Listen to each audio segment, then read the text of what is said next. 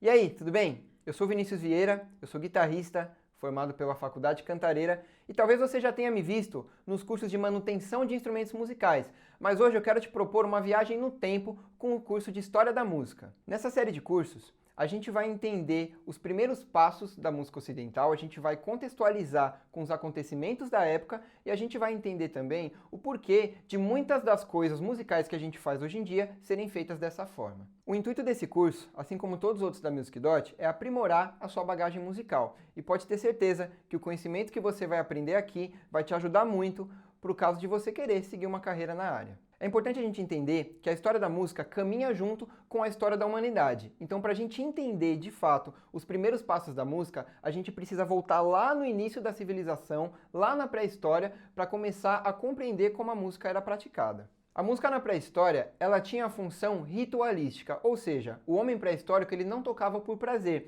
mas sim para determinados fins, como fenômenos da natureza, para conseguir comida ou para agradecer por ter conseguido comida, e assim como na pintura rupestre, a música também tinha a finalidade de contar histórias. Na pré-história, o homem usava poucos instrumentos, como a própria voz, algumas espécies de flautas feitas com ossos de animais e instrumentos percussivos como tambores que eram feitos de tronco de árvore e couro de animal, como você pode ver aqui nas imagens. Inclusive, essa prática é feita até hoje na construção de alguns instrumentos, como couro animal para peles de instrumentos percussivos, para a confecção de cordas e peças de alguns instrumentos. Obviamente, a gente não tem registros da produção musical feita na pré-história, mas uma coisa é fato, a produção dessa época teve muita importância para o período que vem a seguir, que é o que a gente vai falar agora, a Antiguidade. Antes da gente começar a falar sobre a música praticada na Antiguidade, é importante a gente entender qual era o panorama histórico, ou seja, quais coisas estavam acontecendo naquela época que nortearam a música ser praticada daquela forma. Você está vendo que eu estou com o meu notebook aqui, que é só para falar as datas certinho para você, mas não se apegue muito em decorar o período exato em que as coisas aconteceram, mas é só para você entender o quão antigo isso foi e quão próximo à Era de Cristo essas coisas foram acontecendo.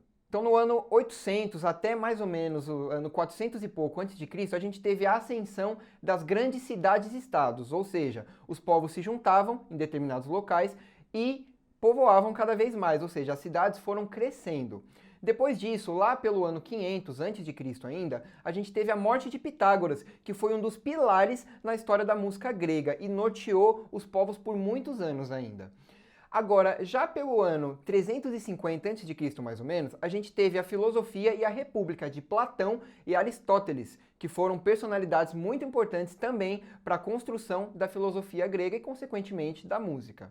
Agora, já um pouco mais para frente, no ano 46, ainda antes de Cristo, começou a ditadura de Júlio César em Roma. Agora, aqui, realmente já inseridos na época de Cristo, no ano 33 a gente teve a crucificação de Jesus. No ano 54, Nero começou a ser o imperador de Roma.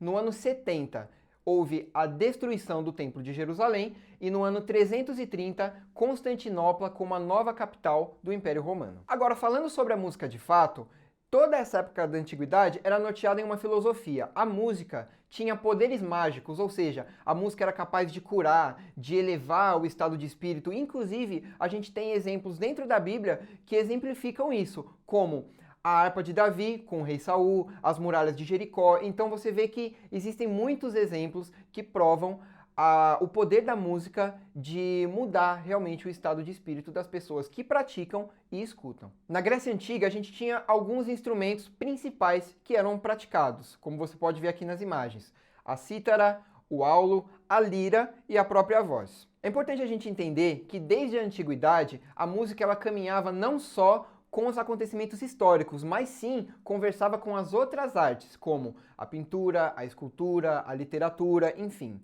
Aqui na Grécia Antiga a gente tem esse exemplo, como você pode ver aqui na imagem, de jarros de figura negra e figura vermelha com representações de deuses e semideuses tocando alguns instrumentos populares da época. Agora, falando da música grega propriamente dita, a gente pode dizer que ela tinha duas características principais. Uma, ela era improvisada, ou seja, ela não era criada para ser executada depois, ela era feita na hora. E ela era monofônica. O que isso significa? Que ela só tinha um som tocado de cada vez. É diferente de uma banda, como a gente tem hoje, onde cada instrumento faz uma função diferente. Aqui não. Tanto a música instrumental quanto a música vocal era praticada por um instrumento só. Além disso, a música também falava sobre a importância da música no cosmos e como ela era capaz de transformar o universo e o comportamento humano. Uma filosofia muito importante na cultura grega foi a doutrina do ethos, iniciada por Pitágoras e depois desenvolvida por Platão e Aristóteles. Basicamente, o ethos tratava das qualidades morais e comportamentais do ser humano. Basicamente, a música ela não era apenas uma arte, como a escultura, a pintura e tudo mais. Ela tinha poder para transformar o universo e moldar o comportamento humano, dependendo da forma que ela era praticada. Ainda nas características musicais, já na cultura grega a gente começa a ter noções de harmonia desenvolvida por Cleônides e Aristóxeno, não Aristóteles, Aristóxeno. Aqui, basicamente, os conceitos musicais eram muito parecidos com os que a gente usa até hoje, como escalas, tonalidade, modulações, improviso, ritmo e tudo mais. Todos esses fatores já eram usados na cultura grega, lembrando que eles eram improvisados, eles não eram criados com antecedência. E é importante a gente entender também que nos diferentes povos da Grécia, a música ela tinha finalidades diferentes e formas diferentes de ser praticada. Então cada povo, como o povo jônio, o povo dórico, o povo eólio, tinha uma forma diferente de praticar música.